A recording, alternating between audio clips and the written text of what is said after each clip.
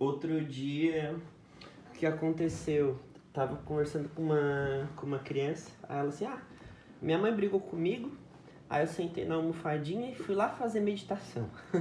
Ai, que gracinha. Você vê, parece que elas são um nível mais acima do nosso. Gente, é um amor. Imagina se quando a gente era criança tivesse isso, né? É, meus sobrinhos também vão pra meditação. Eu comprei uma espécie de um baralhinho, já viu? De mindfulness pra criança. Já vi, aham. Aí tem vários exercícios lá pra eles. Que legal. Muito bom. Obrigada. Vou dar um último alô aqui no grupo. Uhum. Como eu disse, às vezes vem 20 pessoas, aí fica uma sala extremamente cheia, às vezes vem 3, 4, tá? Muito interessante, do Germer. Ele é um autor americano, os 3 aqui são americanos, tá? E eles fazem experimentos de meditação. Então, eles têm mais de 1000 estudos científicos na área da meditação. Meditação e febre, meditação e dor de cabeça, meditação e depressão. Então, eles mesclam, assim, né, vários temas com a meditação. E a gente vai ver... Deixa eu tentar tirar o meu rosto, deixar só aqui a telinha do livro. A gente vai ver na leitura que a meditação, ela não é simplesmente uma prática de você sentar e ficar quieto. Tem meditações ativas, dá para meditar lavando louça, dá para meditar comendo, dá para meditar no trabalho, no trânsito. Tem uma variedade infinita de meditações. Então aqui os autores são o Christopher, o Ronald e o Paul. A gente vai estudá-los ao longo da nossa leitura. Deixa eu abrir aqui pra gente.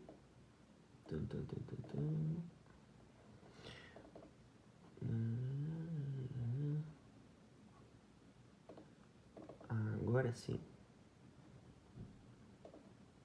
Deixa eu compartilhar a tela. Uma janela. Pronto. É para vocês estarem vendo agora. Maravilha. Então, descendo. Esse é um livro de 2016, então ele é relativamente novo, tá aí quase beirando aos 10 anos, né, de estudos, mas é um livro com bastante pesquisas atuais. A gente vai ver muita coisa legal aqui nesse livro. Só para trazer quem são os autores, né? Então, o Christopher, ele é PhD em psicologia, psicólogo clínico, especialista em psicoterapia e em mindfulness e autocompaixão, instrutor clínico em psicologia na Harvard Medical School e membro fundador docente do Instituto de Meditação e Psicoterapia.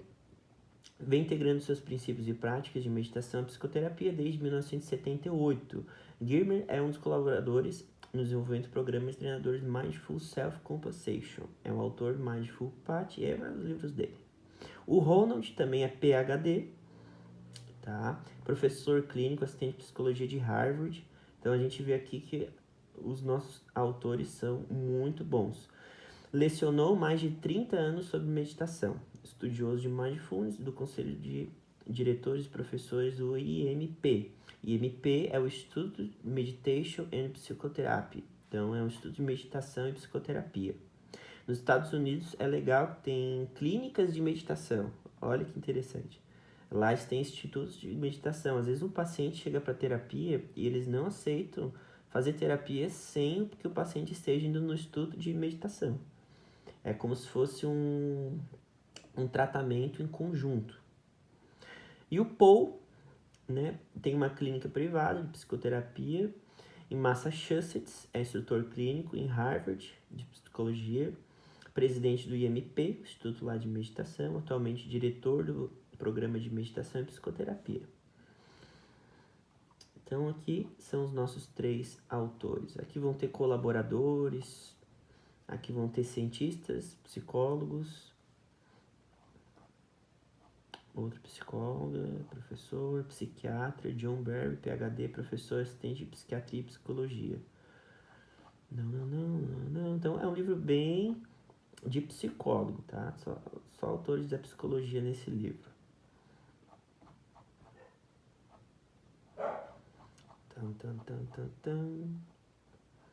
Prefácio. Agora que a gente começa a parte boa. Esse livro não trata nada em especial. Ele aborda uma forma simples de consciência, que é mindfulness, que está disponível a todos em qualquer momento. Quando você começa a ler esse prefácio, por exemplo, a sua atenção pode ser absorvida pelas palavras que está lendo, ou você pode se perguntar se esse livro valerá o esforço. Você sabe aonde está a sua atenção? Ela já se desviou desta página? É natural que a mente viaje, mas você tem consciência de quando isso ocorre e sobre o que está pensando? E qual é a qualidade da sua consciência? É mais relaxada, curiosa, alerta, ou talvez um pouco distraída e ansiosa?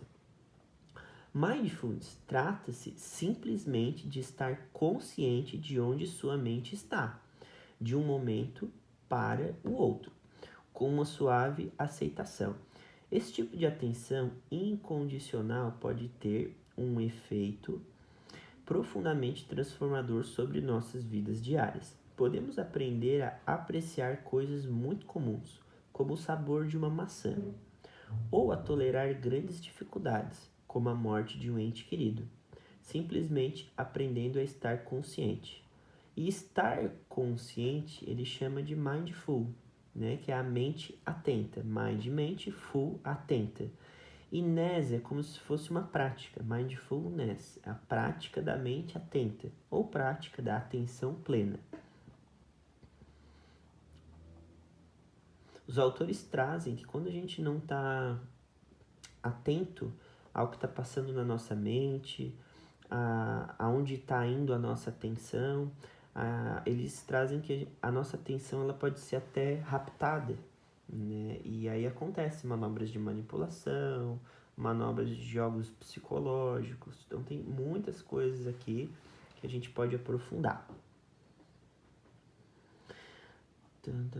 Este também é um livro escrito por clínicos para clínicos. A primeira edição, publicada em 2005, foi fruto de 20 anos de encontros mensais de um pequeno grupo de psicoterapeutas atraídos pela prática da meditação. À medida que a curiosidade sobre mindfulness aumentava na comunidade de psicoterapia e outros clínicos pediam para participar de nossas discussões, ampliamos o discurso para a cena pública. Nossa primeira conferência aconteceu em 1994 e 2 anos mais tarde formamos o Instituto de Meditação e Psicoterapia, o IMP. Hoje patrocina uma ampla variedade de programas de educação. Então aqui seguimos o prefácio. Então ele vai trazer o que é o mindfulness, né? Eu trouxe para vocês que mind é a mente, full é a atenção, mente atenta, e ness é uma prática. Então, a prática da mente atenta. A questão surge mais prontamente nas mentes dos clínicos e é relativa a como integrar mindfulness na prática da psicoterapia. Então, essa é a grande questão do livro, né? Como é que a gente vai integrar mindfulness e psicoterapia? O que é mindfulness? Está trazendo aqui, né? Mindfulness é uma nova terapia ou um fator comum em toda terapia? O que sentar para meditar tem a ver com relacionar-se com outro ser humano em psicoterapia? O que uma abordagem de mindfulness pode oferecer a pacientes que sofrem de condições como ansiedade, depressão, trauma, abuso de substância ou dor crônica? Podemos ensinar mindfulness para crianças? Nesse caso, de que forma? Aí fica a tua questão, Carmen. Será que dá para ensinar para crianças? Então, a gente vai aprender aqui nesse livro também mindfulness para crianças. Como e quando mindfulness pode ser introduzido na psicoterapia? Será que dá para toda a sessão de psicoterapia fazer mindfulness? Será que faz no início, no meio, no fim? O que a meditação mindfulness consegue que a terapia não consegue, e vice-versa. O que a terapia consegue que a meditação não consegue. Qual é o papel da conduta ética ao cultivar-se mindfulness? Então tem até a ética da meditação. Qual é a relação de mindfulness com sabedoria e compaixão? Que contribuições a neurociências pode dar para o nosso entendimento de mindfulness? Qual é a relação de mindfulness terapêutico com suas antigas raízes?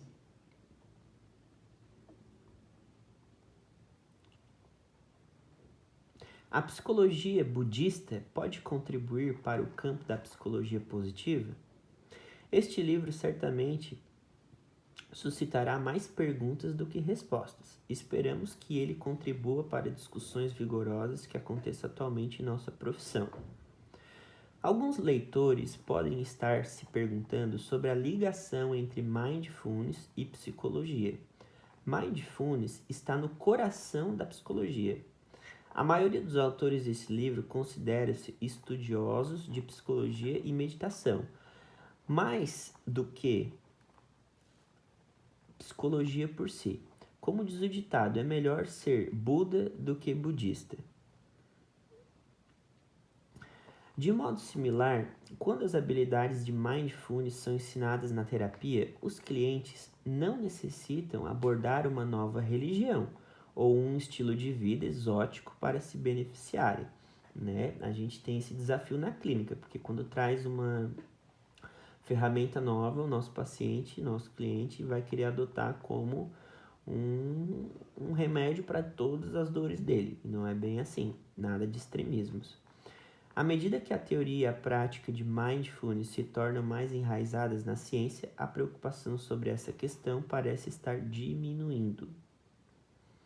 O desafio desse livro foi manter um tom consistente e, ao mesmo tempo, em que apresenta uma ampla variedade de pontos de vista de 18 autores diferentes. Parte dessa costura foi chegar a um uso consistente das palavras cliente ou paciente. Nossa profissão ainda não resolveu essa discussão, nem nós. Entretanto, após algumas explorações, decidimos usar a palavra paciente com mais frequência no texto. Etimologicamente, paciente significa aquele que padece, enquanto cliente significa aquele que se coloca sob a proteção de um benfeitor. Visto que doutor significa professor, pode-se dizer que estamos doutorando os pacientes, ou ensinando pessoas que padecem. Esse significado é paralelo ao uso original de mindfulness, 2,5 milhões de anos atrás, o ensinamento que alivia o sofrimento. Mindfulness é a oportunidade de estar plenamente vivo e desperto para nossas próprias vidas. A maioria dos terapeutas não esquece o privilégio que é participar tão profundamente das vidas de nossos colegas seres humanos. Nós amamos, rimos, choramos juntos, ensinamos, ansiamos e tememos juntos. Temos sucesso e fracasso juntos. E nos dias bons, nos curamos juntos. À medida que os anos passam, a natureza fugaz de cada encontro precioso se torna mais evidente. Queremos aproveitar ao máximo cada momento da terapia. É com esse espírito que oferecemos esse livro aos nossos colegas. Então eu acho esse prefácio lindo. E a gente vai ter agora o sumário, né? O que vai ter no nosso livro. Então, o que é Mindfulness? Qual é a importância? Psicologia budista e psicologia ocidental, ou seja, psicologia do Oriente e do Ocidente, buscando um ponto em comum. A relação terapêutica, Mindfulness como treinamento clínico, cultivar a atenção e a compaixão. Mindfulness relacional, prática de ética, aplicações clínicas, ensinar Mindfulness em terapia. Depressão, encontrar um caminho de entrada, encontrar um caminho de saída. Ansiedade, aceitar o que vem e fazer o que importa. Distúrbios psicofisiológicos, acolher a dor. Mindfulness, insight e terapia do trauma. Romper o circuito da adição. Talvez adicção, tem que ver lá no capítulo o que é. Trabalhar com crianças, nossa colega que perguntou antes. passado, presente e promessas, as raízes de Mindfulness. A neurobiologia de Mindfulness. Então, a gente vai ter aula de neurociências também nesse livro. Psicologia positiva e o caminho do Bodhisattva. Bodhisattva é o Buda, tá? Buda que se iluminou. O que tem a ver a iluminação do Buda com psicologia positiva? E é isso. Vamos ver aqui essa parte. Significado de Mindfulness, parte 1. À medida que o interesse em Mindfulness aumenta entre clínicos e pesquisadores, o termo assume significados em constante expansão. Para entender como a prática de Mindfulness pode informar a psicoterapia e como a psicoterapia pode enriquecer essa prática, é útil ter um entendimento claro sobre o que ela é e de como ela pode se relacionar com as terapias de psicoterapia. Como estabelecer essa base? Ok. Gente, até aqui alguma colocação para a gente iniciar o capítulo 1. Deixa eu ver até onde que vai aqui o capítulo 1. Dá para ver um tema, 2 temas, 3 temas. A gente vai ver os 3 temas do capítulo 1. Fiquem à vontade, tá? Pode me interromper, pode falar, pode perguntar. Eu vou metendo ficha aqui. Se vocês quiserem perguntar, falar, aí vão trazendo. Mindfulness, o que é? Qual é a sua importância? Aí é o Christoph Giermer que vai falar. Aí ele traz a frase: viver é tão absorvente que nos deixa pouco tempo para fazer qualquer outra coisa. Emily Dixon. O trabalho dos psicoterapeutas é amenizar o sofrimento emocional. Esse sofrimento, sob inúmeros disfarces como estresse, ansiedade, depressão, problemas de comportamento, conflito interpessoal, confusão, desespero.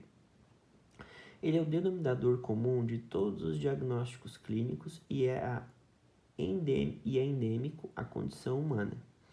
Uma parte de nosso sofrimento existencial e ocorre na forma de doença, velhice e morte. Uma parte do nosso sofrimento é existencial e ocorre na forma de doença, velhice e morte. Outra tem um sabor mais pessoal. A causa de nossas dificuldades individuais pode incluir condicionamento passado, circunstâncias presentes, predisposição genética ou qualquer outro conjunto de fatores. O mindfulness, uma forma enganosamente simples de se relacionar com a experiência, tem sido usado há muito tempo para eliminar a estocada das dificuldades da vida, especialmente aqueles que são impostos por nós mesmos. Nesse livro, ilustraremos o potencial dessa técnica para melhorar a psicoterapia. Então, aqui ele traz a psicoterapia como uma forma de diminuir o sofrimento emocional das pessoas, né? E é um psicólogo que está falando, isso é muito importante, porque a gente, como psicólogos, muitas vezes tem a pretensão de curar o paciente, né? Como se dependesse da gente a cura do paciente. E aqui a pegada já é diferente, ele traz uma pegada de aliviar sofrimento. Ele não está prometendo cura, né? E uma outra pegada que eu percebi que ele traz é que a mindfulness, a meditação, né? Ela vai melhorar a psicoterapia.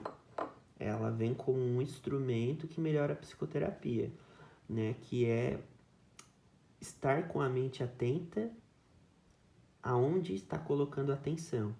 E aí eu pergunto para vocês, né? Eu deixo a pergunta aí no ar. Será que uma psicoterapia ela pode ser eficaz se o nosso paciente não sabe onde está colocando atenção? E aí como que seria psicoterapias que não usam mindfulness? Será que tem também eficácia?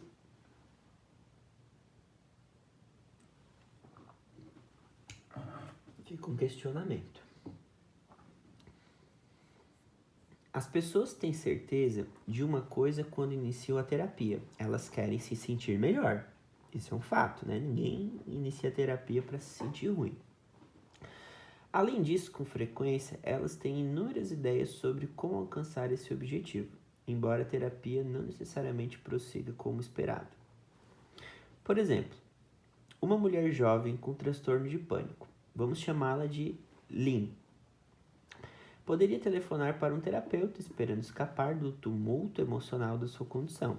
Lynn pode estar buscando libertar-se da sua ansiedade, mas à medida que a terapia progride, ela na verdade descobre a libertação em sua ansiedade. Perceberam a diferença? Libertar da ansiedade e libertar em sua ansiedade. Como isso ocorre? Uma forte aliança terapêutica pode fornecer coragem e segurança para começar a explorar seu pânico mais de perto. Por meio de automonitoramento, Liam torna-se consciente das sensações de ansiedade em seu corpo e de seus pensamentos associados a elas. Ela aprende a enfrentar o pânico conversando consigo mesma. Quando se sente pronta, ela experimenta diretamente as sensações de ansiedade que desencadeia o ataque de pânico e testa-se em um shopping ou um avião, o lugar que vai causar o pânico nela. Todo esse processo requer que Liam, em primeiro lugar, confronte a ansiedade, ou seja, um alarme falso, passivo ocorreu. Os terapeutas que trabalham em um modelo mais relacional ou psicodinâmico podem observar um processo semelhante à medida que a ligação entre o paciente e o terapeuta se aprofunda, a conversação se torna mais espontânea e autêntica, e o paciente adquire mais liberdade de explorar o que está perturbando realmente de uma forma curiosa mais aberta. Com o apoio da relação, ele é exposto gentilmente ao que está acontecendo dentro dele mesmo. Assim, esse paciente descobre que não precisa evitar a experiência para se sentir melhor. Ele está trazendo aqui que dá para se sentir melhor apesar da experiência ruim. Por exemplo, o shopping que causa ansiedade ou o avião. Sabemos que muitas formas aparentemente diferentes de psicoterapia funcionam. Existe um fator curativo comum entre várias modalidades que pode ser identificado e aprimorado. Talvez, treinado, Mindfulness está provando ser tal ingrediente. Então, aqui ele já traz que as terapias praticam, de certa forma, indiretamente, Mindfulness, e que talvez, que é a tomada de consciência, né? Que talvez é o que as terapias têm em comum, porque toda terapia vai tentar fazer com que o paciente tome consciência. Uma relação especial com o sofrimento. A terapia bem-sucedida muda a relação do paciente com o seu sofrimento. Obviamente, se formos menos perturbados por acontecimentos em nossas vidas, nosso sofrimento diminuirá. Mas como podemos ser menos perturbados por experiências desagradáveis? Vida inclui dor. O corpo e a mente não resistem ou evitam instintivamente experiências dolorosas. Mindfulness é a habilidade que nos permite ser menos reativos ao que está acontecendo no momento.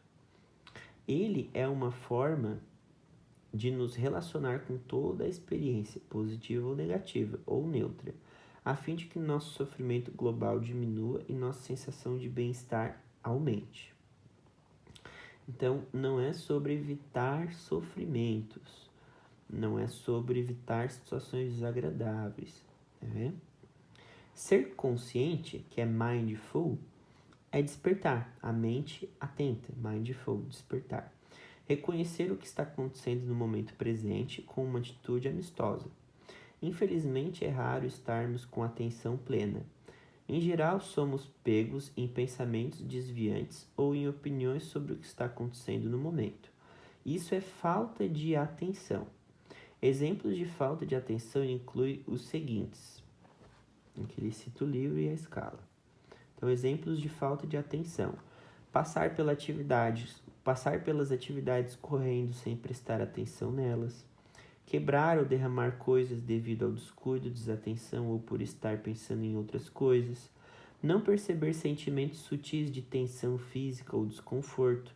Esquecer o nome de uma pessoa quase no mesmo instante que a ouvimos. Encontrar-se preocupado com o futuro ou com o passado. comer sem ter consciência de estar comendo. E aí eu incluiria também pensar sem querer estar pensando. E deixo a provocação no ar. Atenção plena, ou mindfulness, em contrapartida, focaliza nossa atenção na tarefa do momento. Quando estamos conscientes, nossa atenção não está enredada no passado ou no futuro, e não estamos rejeitando ou nos agarrando ao que está ocorrendo no momento. Estamos presentes de uma maneira incondicional. Esse tipo de atenção gera energia, clareza mental e alegria. Felizmente, ela é uma habilidade que pode ser cultivada por qualquer pessoa.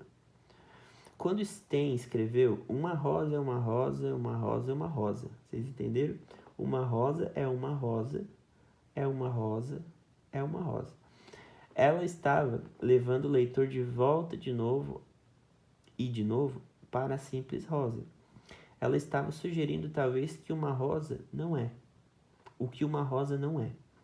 Não é uma relação romântica que terminou tragicamente 4 anos atrás. Não é um imperativo para parar as sebes no fim de semana. É apenas uma rosa. Perceber com esse tipo de atenção crua é com frequência associado a mindfulness. A maioria das pessoas em psicoterapia está preocupada com acontecimentos passados ou futuros. Por exemplo, as pessoas que são deprimidas sentem frequentemente remorso, tristeza, culpa em relação ao passado. Aqui. Pessoas deprimidas geralmente sentem frequentemente remorso, tristeza ou culpa em relação ao passado. E pessoas que são ansiosas temem o futuro. O sofrimento parece aumentar à medida que nos perdermos no momento presente. Então aqui o autor está trazendo, quanto mais a gente se perde no momento presente, maior são os sofrimentos que são trazidos de formas patológicas. O sofrimento parece aumentar à medida que nos perdermos no momento presente. Quando nossa atenção fica absorvida pela atividade mental e começamos a ruminar sem consciência de estarmos ruminando, nossas vidas diárias pode tornar-se de fato um lamento. Alguns de nossos pacientes sentem-se como se estivessem presos dentro de um cinema, assistindo ao mesmo filme perturbador repentinamente, incapaz de sair.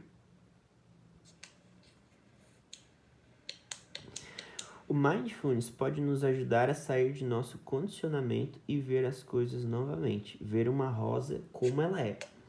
Então, aqui eu acrescento que não necessariamente a gente precisa de uma forma fria de ver a vida, né? Ver a rosa como ela é. Mas, por exemplo, quando a gente olha para uma rosa e essa rosa desperta uma lembrança do dia que alguém deu uma rosa pra gente, né? A Dani tá pedindo para desligar os microfones, quem tá ligado. Necessariamente, por exemplo, a gente ganhou uma rosa de presente, certo? Então, quando a gente olha uma rosa, a gente lembra automaticamente dessa rosa que a gente ganhou de presente. Ou uma comida, por exemplo, você vai na padaria e compra um bolo de chocolate. E o cheiro daquele bolo de chocolate te lembra o bolo de chocolate da tua mãe. Não é um problema a gente visitar essa memória. O problema é ficar fixado e preso nessa memória. Então, eu me dou conta que nesse momento eu fui abduzido pelo cheiro do chocolate. Então, estou me dando conta. Estou com atenção. E é isso que os autores vão propor durante a leitura do livro, né? Não é a gente ver apenas, bolo de chocolate. É farinha, água, ovo e cacau. Não é a gente ficar frio em cima das coisas. Mas é perceber quando a nossa atenção é desviada. E hoje em dia a nossa atenção ela é desviada a todo santo momento. Você sai na rua, tem um outdoor mostrando comida. Então você nem estava com fome, mas passa a ter fome porque olhou o outdoor do Subway ou da promoção do McDonald's do dia. Os celulares também. Então, por exemplo, as pessoas estão trabalhando e aí elas dizem, vou descansar a cabeça nas redes sociais. E aí tá lá passando de um vídeo de cachorrinho para um vídeo de obra, para um vídeo de praia, para um vídeo de não sei o que, para um vídeo de não sei o que lá. Então é muita informação.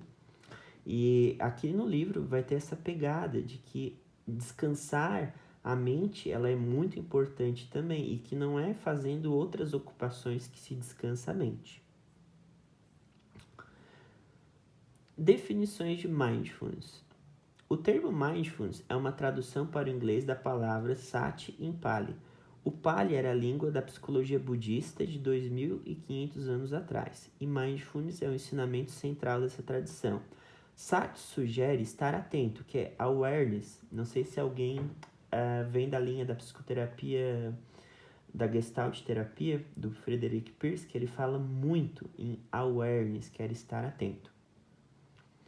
O que é estar atento? Awareness. Né? Então, o autor vai definir o Broyle e o Rio. Estar atento é consciência, que envolve tanto estar atento como atenção. Estar atento, awareness, é o radar de segundo plano da consciência, continuamente monitorando os ambientes interno e externo.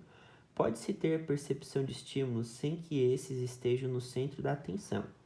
Atenção é o processo de focar estando atento, consciente, fornecendo sensibilidade aumentada a uma variedade limitada de experiências.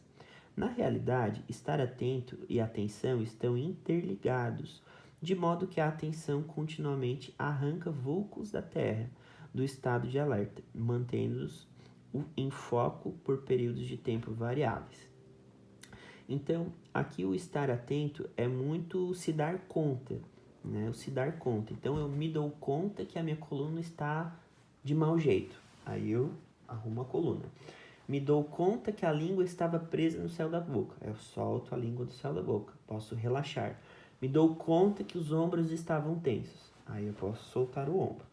Por isso que eles falam que como que é possível uma psicoterapia sem a atenção plena, né? Como que o nosso paciente vai perceber a ansiedade vindo sem ele ter essa atenção trabalhada? Você está usando tanto estar alerta quanto awareness, né? Quanto a atenção enquanto lê. O som de uma... Ou vocês, né, me escutando, lendo, estão em awareness. Estão com a atenção, estão usando o alerta de atenção. O som de uma chaleira apitando, em segundo plano, poderia comandar a sua atenção caso ficasse suficientemente alto, particularmente se você quisesse tomar uma xícara de chá. Então, por exemplo, a gente está aqui lendo o livro, aí vocês sentem na casa de vocês o cheirinho de uma comida gostosa, e a atenção de vocês é lá para a comida gostosa, e aí o livro fica em segundo plano, então é isso que ele está trazendo. Do mesmo modo, podemos dirigir por uma rota familiar no piloto automático, vagamente conscientes da estrada, mas responder imediatamente se uma criança atravessar a nossa frente.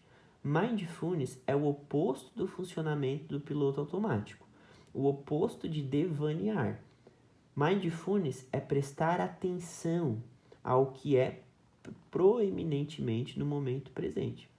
Ou seja, quem está ouvindo a minha voz e nada mais está fazendo mindfulness. Quem está ouvindo a minha voz e sei lá, o filho está brincando perto, mas não está se incomodado, está fazendo mindfulness. Agora, quem ouve minha voz com o filho falando e se incomoda com o filho, não está fazendo mindfulness. Também diz respeito ao lembrar, mas não viver de memórias. Lembra do bolo de chocolate? Então, me dou conta que esse cheirinho de bolo me lembrou a minha infância, mas eu não estou vivendo dessa memória. Ao contrário da depressão, que a pessoa é transportada para aquela memória e não sai de lá. Recordar para reorientar nossa atenção e estar alerta para experiências do momento de uma maneira receptiva e incondicional. Recordar para reorientar nossa atenção e estar alerta. Essa reorientação requer a intenção de desembaraçar nossa atenção de nossos devaneios e vivenciar plenamente o momento presente. O termo mindfulness pode ser usado para descrever um construto teórico, a ideia, né, de mindfulness, exercícios para cultivar mindfulness ou processos psicológicos.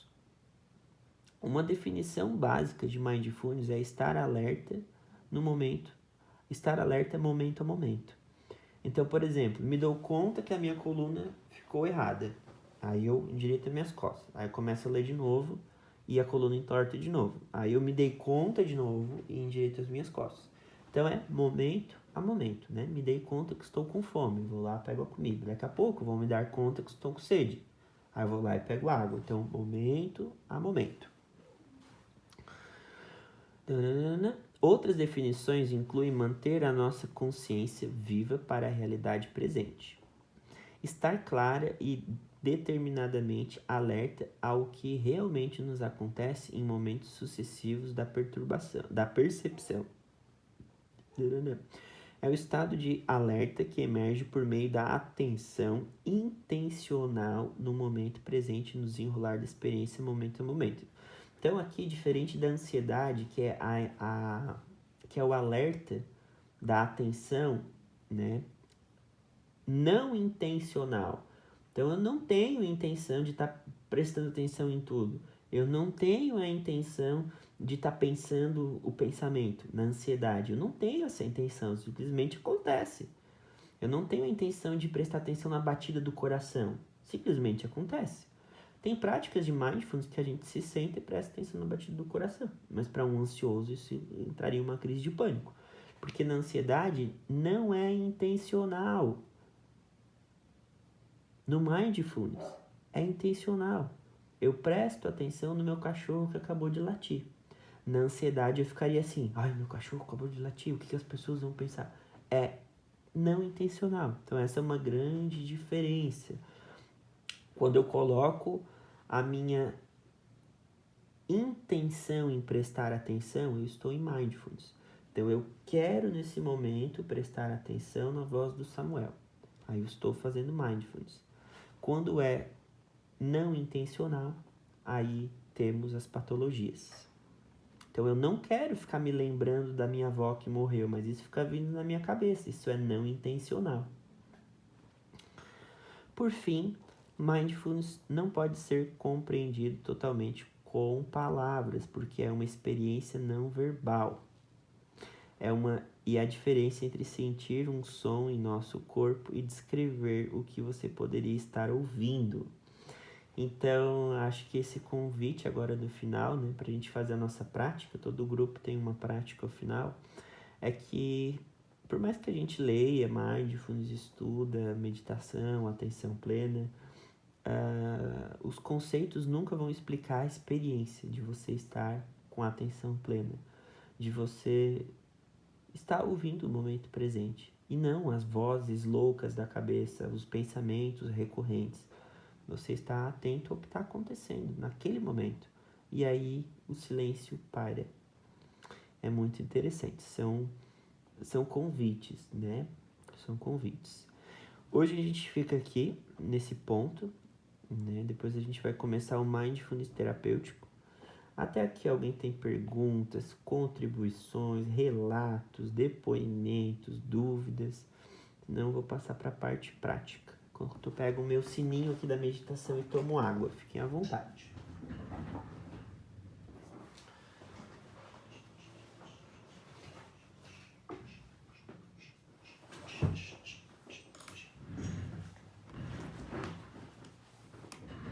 Eu gosto muito de fazer as meditações com sino.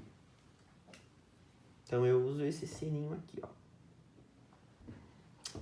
É um sininho que a gente encontra em qualquer lojinha esotérica ou até lojinhas de livraria, né? Então ele tem esse som.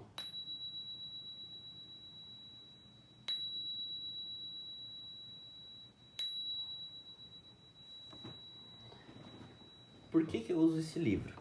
Esse sino. Deixa eu fechar agora aqui a nossa leitura. Por que eu uso este sininho? Porque o som, ele tem a capacidade de fazer a gente focar a nossa atenção, tá? Para bom ou para ruim. Por exemplo, eu adoro dormir com o barulhinho da chuva, porque a minha cabeça fica prestando atenção no barulhinho da chuva. Tem gente, pacientes que já me disseram assim, por exemplo, nossa, como é irritante o barulho da chuva, né? Tem gente que já me disse como é irritante esse barulho, como é irritante o barulho da chuva. E tudo varia de pessoa para pessoa. Então esse sino que faz a gente focar e prestar atenção E nada mais existe a não ser esse barulho nesse momento. Para algumas pessoas pode ser extremamente agradável e para outras pessoas pode ser extremamente desagradável, porque aí cada um vai acessar suas lembranças, suas memórias e vai interpretar. Então eu costumo usar esse sino, tá, para demarcar o início com uma batida, o meio da prática com 2 batidas e o final da prática com 3 batidas. Então, se vocês puderem se colocarem numa postura confortável, numa postura ereta, é importante, porque a postura deitada, ela tende a um relaxamento. E quando a gente relaxa, a nossa atenção vai para o ralo. Então, sente-se confortavelmente, né? Alinhe a sua coluna, solte seus braços, descruze pernas. Feche um pouquinho os teus olhos e entre em contato com o teu corpo. O corpo é a ponte para a atenção. Entre em contato com o teu corpo. Presta atenção no ar que entra pelo nariz, pelo ar que sai pelo nariz.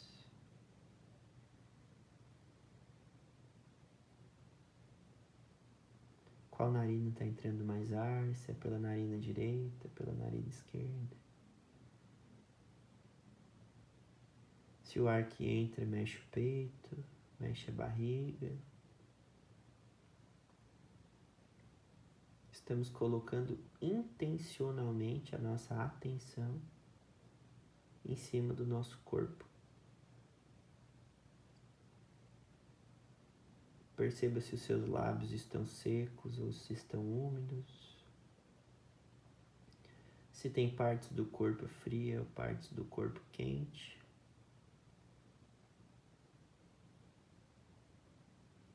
Se tem dores, desconfortos ou se você está aconchegado, confortável.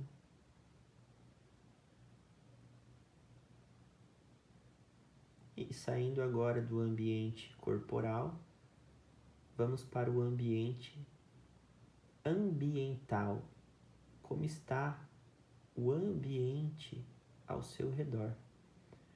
A temperatura do ar que toca a pele, os barulhos ao seu redor,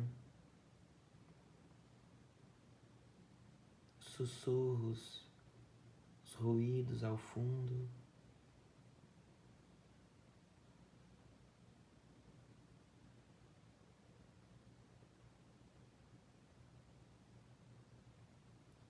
Vamos para o campo energético, a energia do ambiente que você está. É um lugar agradável esse lugar que você está? Qual é a sensação que esse lugar te causa? Tem conforto, tem acolhimento nesse lugar que você está? Ou te causa uma sensação desconfortável, ruim?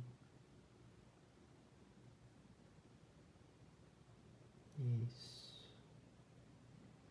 E agora uma percepção. Leve sua atenção para o campo mental. O que está pairando na sua mente nesse momento? Que tipo de pensamentos estão vindo? Que tipo de imagens aparecem? Se há preocupações?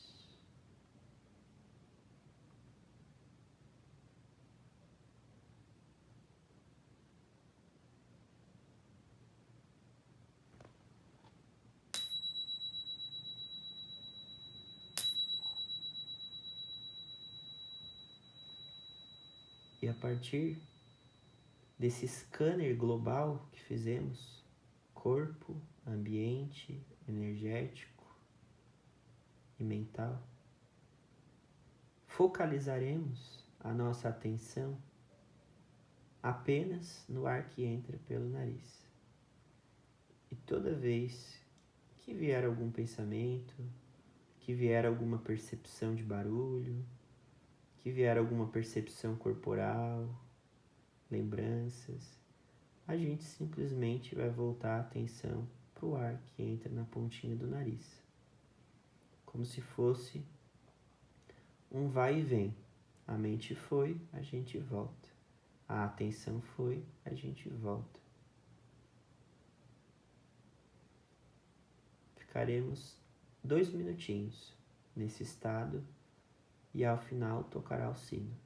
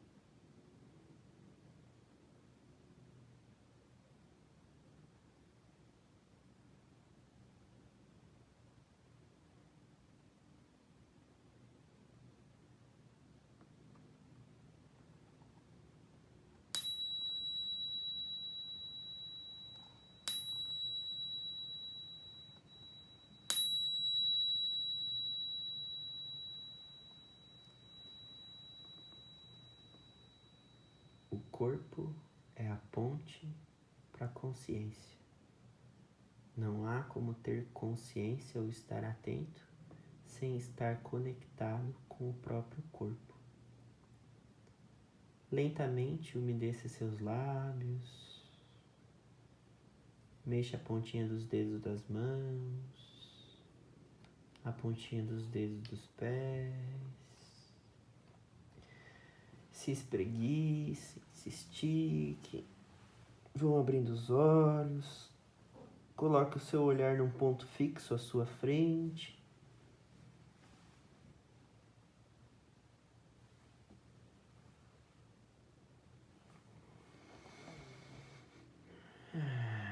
Faça uma respiração funda, profunda, olhando para esse ponto fixo à sua frente.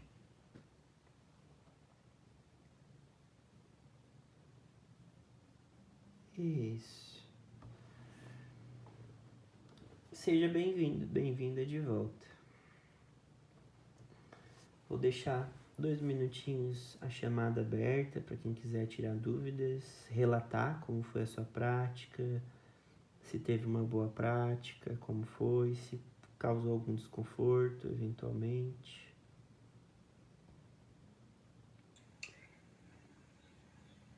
Pode falar? Pode. Esqueci, tem um botão de levantar a mão aqui. Né? Tudo certo, querida. É que eu, assim, durante os 2 minutos, né, não apareceu nenhuma imagem na minha mente, então eu foquei só na respiração. Aí, no caso, quando não aparecer nada, a gente foca só na respiração, é isso? Quando não aparece nada é porque tá aparecendo tudo. Como assim? Quando não tem a interrupção de imagens mentais, de pensamentos, tá com o caminho aberto. É só soltar a boiada. É só aproveitar e desfrutar. Então é algo bom, digamos, né? Que aí nesse caso eu foco só na respiração mesmo, né? Que aí naquele momento que eu vai aparecer, então eu vou focar só na respiração. Sim. O objetivo é focar só na respiração o tempo todo, né? Nessa prática, sim. Tem práticas diferentes que a gente faz outros experimentos, mas nessa era na respiração, sim. E a gente sempre busca um certo e errado, né? Será que eu tô fazendo certo? Será que tá errado? E é isso, não tem certo e errado. Tem experiências, né? Então, na experiência de hoje, não me veio imagens mentais. Pode ser que daqui a 5 minutos tu for meditar de novo, venha. Aí vem. Não, tá bom. Então, aí eu volto pra respiração. Aí volta pra respiração. É uma mola, vai e vem, vai e vem, vai e vem. Até que os estudos trazem isso na neurociência, que vai criando espaço. Espaço entre um pensamento e outro. Aí pensa, daqui a pouco o espacinho é bem curtinho. Aí pensa outro espacinho, pensa outro espacinho. Daqui a pouco tu pensa, aí fica um espaço. Aí vai pensar de novo. E daqui a pouco esse espaço aumenta. Eu tive poucas experiências, tá? Eu tive poucas experiências de ficar 10 minutos, 15, 20 minutos sem pensar em nada. Porque esse espaço estava fazendo presente. E aí, junto com esse espaço, vem uma sensação muito boa de preenchimento. É como se aquele ambiente tivesse te preenchendo. Tu não precisa de nada, tu não sente nem fome, entende? É uma sensação de unidade. Então, pouquíssimas vezes eu consegui sentir isso, mas eu já tive essa experiência de tu e o ambiente ser uma coisa só. E não querer nem que a prática acabe, assim, de tão satisfatória. Mas tem práticas que a gente, ai meu Deus, acaba logo. Tô agoniado. Eu senti uma sensação boa, obrigada. Eu vi que tá quase acabando, né, o tempo aqui. Gratidão. Não, se acabar a gente abre outra sala, tá tudo certo. Valeu pelo teu depoimento, é nóis. Noélia? Boa noite, tudo bem, Samuel? Boa noite, tudo bem? Muito obrigada pela prática, foi muito boa mesmo. Gratidão. Eu tenho uma pergunta que é, enquanto você estava lendo, eu vi um pensamento sobre o que a Dani também falou. Que quando a gente coloca essa atenção, significa que a gente consegue calar essas vozes, né? Vou colocar como vozes, mas... E aí a gente consegue entrar em contato com a nossa consciência. Seria isso, o mindfulness, né? Esse segundo que a gente consegue ficar no silêncio, né? Porque nem ela relatou que ela não viu nada, né? Então, esse segundo é a nossa atenção plena para a gente poder entrar em contato com o nosso consciente, seria isso? Quando ela... É uma boa pergunta, querida. Muito boa pergunta. Quando ela relata que não viu nada, né? Ela estava com as vozes, que você chamou de vozes, né? Silenciadas. Né? Tava calminho ali. E quando ela presta atenção na respiração, ela está atenta. Quando ela aprender a se satisfazer com a presença do ambiente, ou seja, nada me falta, entende? Quando eu consigo prestar atenção no ar que entra pelo nariz, no gosto do alimento, na água, tem práticas de mindfulness bebendo água, bebendo chá, entende? A gente coloca uma hipervalorização em coisas pequenas. E aí, por exemplo, um pôr do sol passa a ser extremamente prazeroso. Uma xícara de chá passa a ser assim, ó, uma preciosidade enorme. Porque a xícara é a mesma para quem está dando valor e para quem não está dando valor. Só que a pessoa que está em atenção plena, ela está sendo nutrida pelo calor da temperatura, pelo toque da xícara, pelas memórias que a xícara causa nela, pelo cheiro do chá, pelo gosto da bebida. Aí ela não quer prestar atenção em mais nada a não ser a experiência na sua totalidade. Então, mindfulness é a gente querer ver a coisa como ela é. Querer abrir os olhos, querer abrir os ouvidos, querer escutar. Mindfulness é essa inclinação para querer estar atento. E quando a gente não está atento, a gente está desatento. Então, tem horas que a gente vai estar atento, tem horas que a gente vai estar desatento. E em doses homeopáticas, eu diria que a desatenção, ela também tem o seu grau de eficácia. Então, a gente estudou agora um livro, né? A gente estava lá lendo linha por linha. Agora a gente está aqui desatento da leitura. Então, dá uma relaxada, dá uma equilibrada. Daqui a pouco a gente pega outro livro para ler, foca de novo. Então, esse foca e desfoca. Foca e desfoca. Não tem como estar focado 100% toda hora. Vai ser um exercício de foca e desfoca. Só que quando desfoca, o que acontece geralmente, né? A pessoa vai para a ruminação, vai para as fantasias, vai para a imaginação, vai para coisas ruins, vai para as angústias. E quem faz mindfulness, quando desfoca, vem para o corpo. Vem para o ar entrando no nariz, vem para a boca se está úmida ou se está seca. vem pra pele se tá frio ou se tá quente, entende? A pessoa que desfoca e que é praticante de meditação, ela não vai pro passado, pro futuro, pra imaginação, pra pensamento, ela vem pro corpo. Por isso que hoje eu dei o comando, aquilo que eu falei, né? O corpo é a ponte para a atenção. É um comando, a gente dá um comando para ter uma prática de mindfulness. Então, o comando que eu dei hoje justamente é a âncora, o corpo. O corpo é sempre a âncora. Então, ao invés de pensar e devagar em pensamentos, a gente vem para o corpo. E isso daqui a pouco fica automático, vai criando novas sinapses. A gente vai automatizando e naturalizando que prestar atenção no corpo é bom, é gostoso.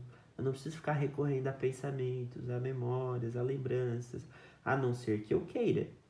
Né? Estou com um problema, preciso medir a parede aqui da minha casa. Então agora eu vou pensar sobre o tamanho da parede. Então aqui eu tô com a intenção. E a gente viu que, por exemplo, a ansiedade é quando acontece esse... Acho que voltamos. Complementando, a diferença é que na mindfulness eu estou inclinado a prestar atenção porque eu quero. E na ansiedade, por exemplo, eu estou hiper atento a tudo, mesmo não querendo. E aí eu foco no corpo, foco na cabeça, foco no ambiente, foco em tudo ao mesmo tempo. A ansiedade não é falta de foco, né? Pronto. A ansiedade não é falta de foco. Na ansiedade, eu tô focando em tudo ao mesmo tempo. Tem um termo que se chama deflexão. Eu estou defletindo. Defletir aí de um ponto a outro. Eu começo e não termino, começo e não termino, começo e não termino. Eu vou pra lá, vou pra cá, blá, blá, blá. E hoje chamam isso de outros transtornos, né? Tem isso no déficit de atenção, por exemplo. Então, ir para vários pontos e não focar em nada é a ansiedade. E aí isso acontece mesmo eu não querendo. Por isso que o paciente precisa da medicação, porque é não intencional.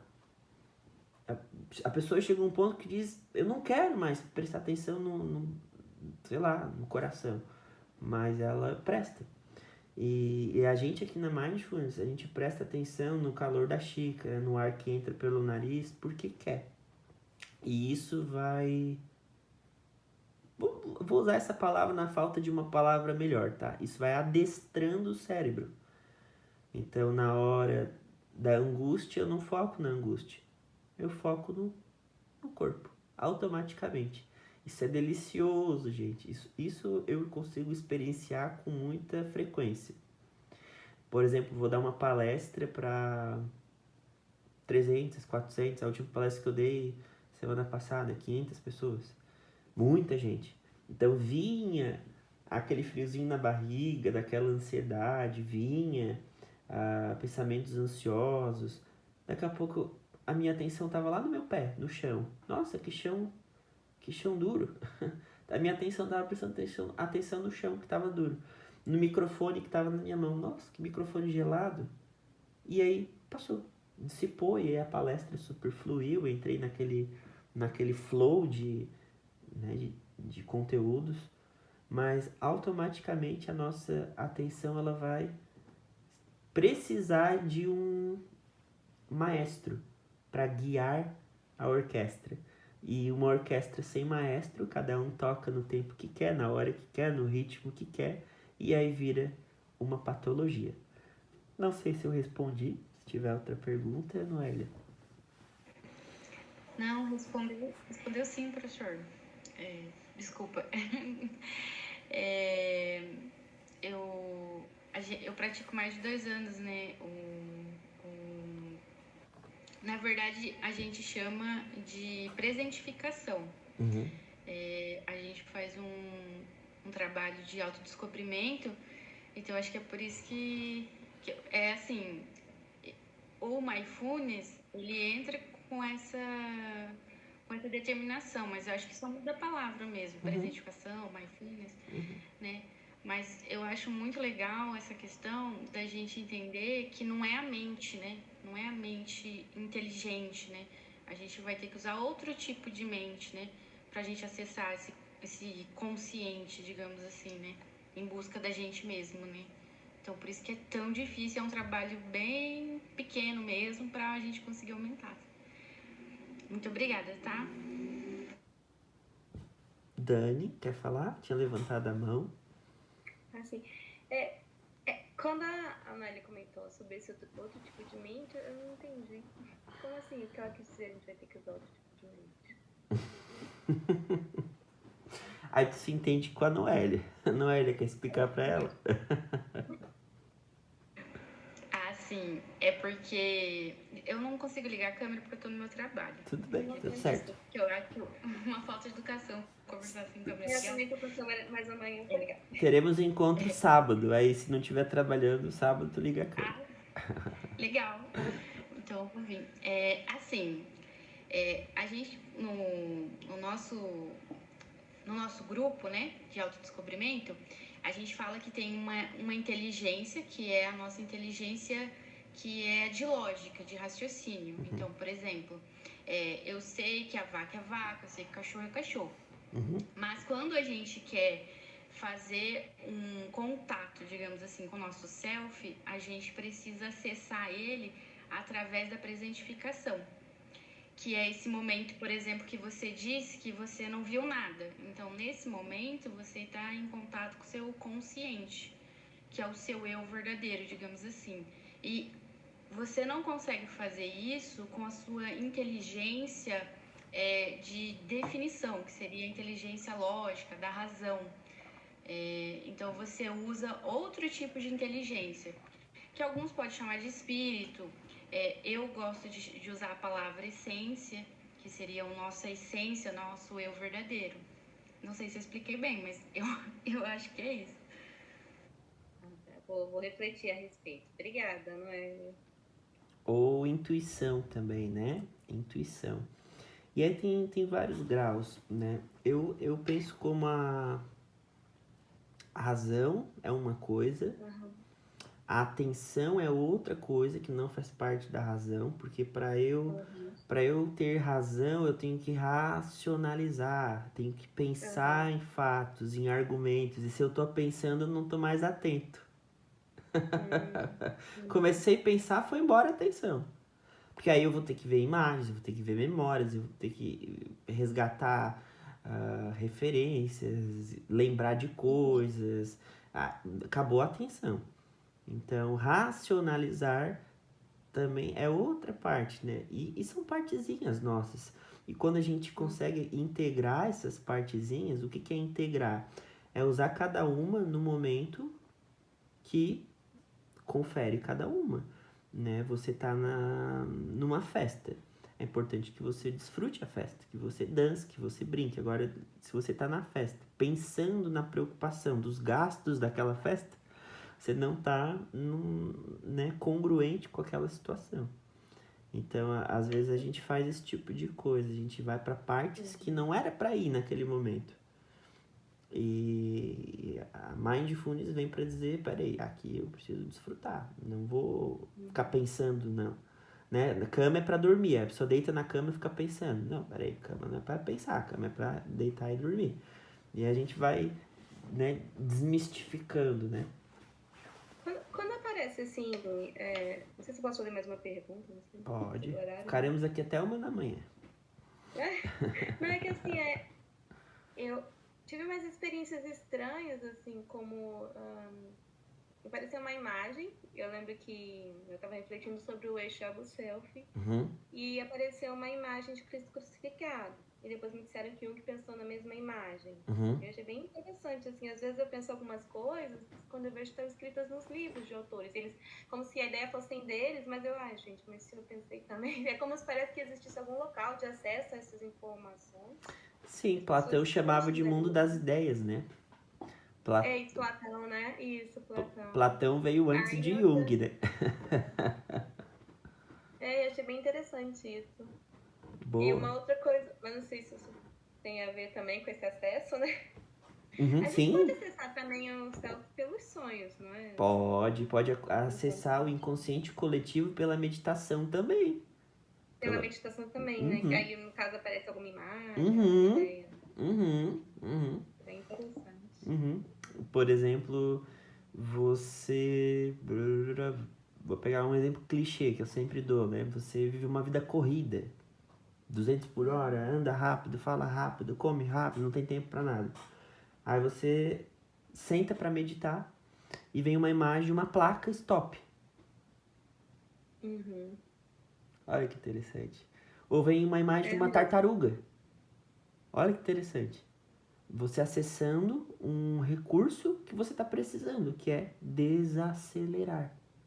Então, às vezes isso acontece, né? E aqui eu trago um exemplo que fica óbvio, fica escrachado na nossa cara. Mas às vezes vem imagens que a gente não faz ideia do que é. E aí vem a psicoterapia para isso, para dar nome aos bois. Ok, obrigada. Tem mais alguma colocação, Dani? Eu tenho várias, mas não vou abusar. Vamos partilhando nos próximos encontros, então. Depois Obrigada, gostei muito. Valeu. Depois deixem lá no grupo 1, 2, 3 linhas, como é que foi para vocês, se gostaram da modalidade do encontro, se for possível, tá bom? E é isso aí. Tá bom. Muito obrigada. Boa noite a todos, bons sonhos. Boa noite. Boa noite, bom descanso. Valeu, tchau, tchau.